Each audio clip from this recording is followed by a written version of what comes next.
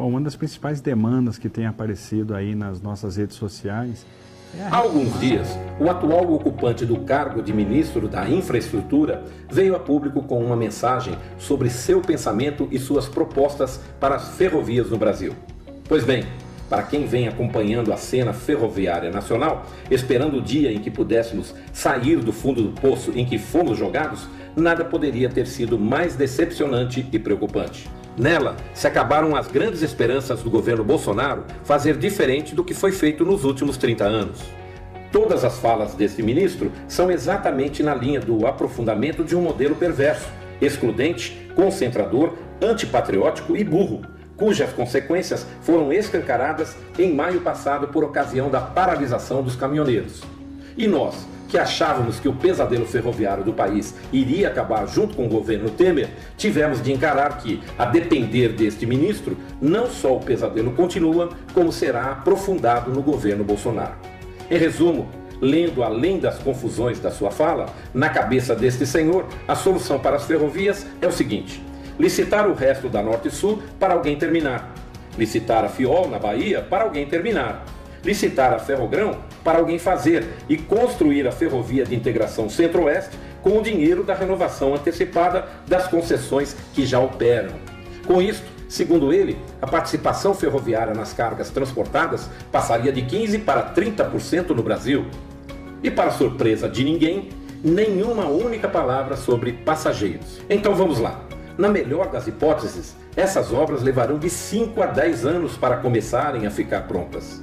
Depois, em todas elas, a carga visualizada será apenas minério e soja. E pronto. Mas, e o resto do país?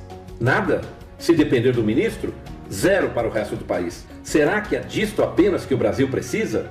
Será que o senhor ministro sabe que existe uma malha bem maior já concedida que deveria estar funcionando, mas não está? Nós deveríamos ter hoje uma malha de 29 mil quilômetros de linhas funcionando.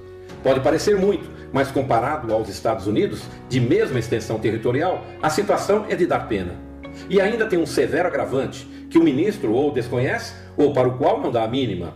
Dos 29 mil quilômetros, apenas cerca de 13 mil estão funcionando. O restante ou foi solenemente abandonado pelas concessionárias e está sendo depredado, ou é declaradamente subutilizado.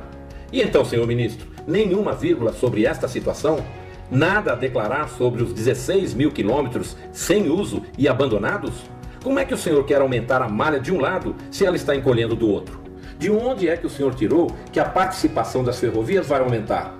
Para começar, ela é apenas 8%. E nas renovações que o senhor defende, nenhuma está sendo obrigada a ampliar a participação de cargas internas. Tudo nestas renovações é apenas a continuação do que acontece hoje. Aliás, a renovação é um capítulo à parte nesse desastre ferroviário.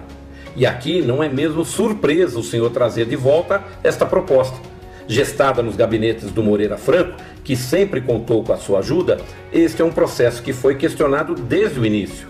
Inicialmente pela sociedade, pela quantidade absurda de benesses para as concessionárias e, posteriormente, até pela Procuradoria-Geral, que enxergou as diversas inconstitucionalidades na lei vinda daquele gabinete. A não ser pela ANTT, coadjuvante na maracutaia, todos, repetindo, todos os outros diversos estudos realizados por entidades, por especialistas, por estados da federação, por procuradores e até pelo Ministério da Fazenda apontam enormes prejuízos para o país. Mas para o senhor, este é um detalhe que não interessa. Quer mostrar serviço para o patrão, não importa se há o custo de um prejuízo de bilhões. A renovação vai engessar a situação atual por mais 40 anos, mas tudo o que ouvimos foi o senhor afirmar que vai dar um tempo para não contaminar a renovação com a lama de Brumadinho. Ora, a contaminação já existe desde o princípio. Esta renovação, na base da truculência e de resoluções e leis sob encomenda, lembra muito a forma da renovação de barragens, que deu no que deu. Entretanto, achando que Goiás está bem longe de Brumadinho, o ministro não se intimida em acelerar o processo de concessão da Norte e Sul, apesar dos diversos alertas de favorecimento da Vale. Achando normal ter recebido executivos da Vale de 15 em 15 dias durante a formulação do edital, o ministro ainda trata de sepultar mais fundo a demanda nacional por passageiros sobre trilhos, ao dizer que brasileiros de Uruaçu e de Porto Nacional não podem se achar nos mesmos direitos de quem mora em Londres e Paris. Vejamos mais um episódio revelador da disposição do senhor ministro. Muito recentemente, ele recebeu os governadores do estado do Rio e Espírito Santo. Eles foram solicitar ao ministro a execução da EF-118, que ligaria por via férrea a cidade do Rio de Janeiro e a cidade de Vitória ao Porto de Açu, nas imediações de Campos, estado do Rio. Acontece que Campos já é ligada a estas duas capitais. Aliás, era ligada a 3 capitais, Belo Horizonte inclusive, por linhas que restaram da antiga rede da Leopoldina. Estas ligações funcionaram por mais de 120 anos. Mas tudo isto foi passado para a Vale em 1996, e uma das suas primeiras providências foi abandonar e deixar-se acabar a ligação com Belo Horizonte, a famosa e importante linha mineira. Pronto, cortou a ligação com Minas. E posteriormente ela vai abandonando todas as operações e clientes nas outras ligações. De forma que hoje as linhas Campos-Rio e Campos-Vitória estão abandonadas à própria sorte, em processo de degradação acelerada e com todos os clientes que existiram, jogados nas rodovias. Mas afinal, qual foi o pecado de Açu?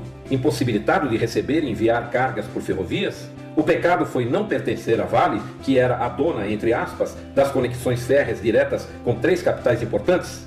E o que faz o ministro? Cobra da Vale a reativação dessas linhas? Nunca! Ele retoma com toda a tranquilidade a doideira dos governos anteriores de fechar os olhos ao que está pronto e que poderia funcionar com pouquíssimo esforço financeiro, enquanto promete obras faraônicas de pios e de pacs a serem tocadas por empreiteiras amigas ao custo de fábulas de dinheiro.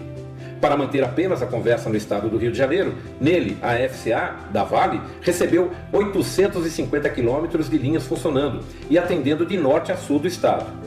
Hoje, destes, funcionam 40 quilômetros, ou seja, 95% desapareceram.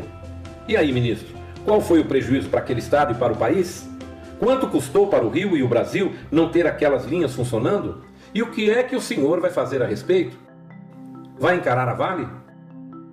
Poderíamos, talvez, discutir o caso do Rio Grande do Sul, que perdeu 50% da malha nas mãos da Rumo, inclusive cortando todas as ligações com a Argentina, Paraguai e Uruguai.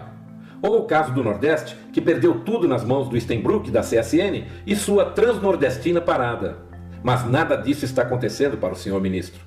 É a cegueira antiga e seletiva que nos levou ao buraco onde estamos, na qual só se enxerga o interesse de exportadores, como se o Brasil se resumisse a minério e soja. Não, senhor ministro, o Brasil é muito mais que minério e soja. Não acabe com as esperanças de um Brasil melhor também para os brasileiros comuns.